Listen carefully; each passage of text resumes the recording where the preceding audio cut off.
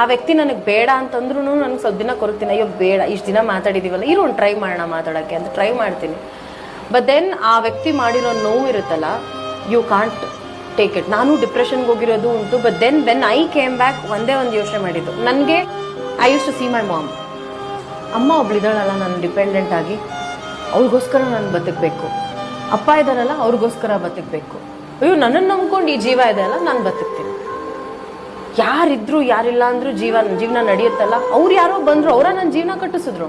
ಇಲ್ಲ, ನಾನು ಕಟ್ಟಿಸ್ಕೊಂಡಿದ್ದು ಜೀವನ.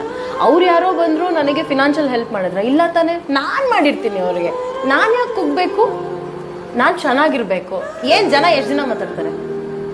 ಮ್ಯಾಕ್ಸಿಮಮ್ ಹುಡುಗಿ ಬಗ್ಗೆ ಇನ್ನೇನ್ ಮಾತಾಡಕ್ ಸಾಧ್ಯ? ಲಾಸ್ಟ್ ಅಲ್ಲಿ ಕ್ಯಾರೆಕ್ಟರ್ ಲೆಸ್ಸಾ ಮಾತಾಡ್ಕೊಳ್ಳಿ. How will that matter me?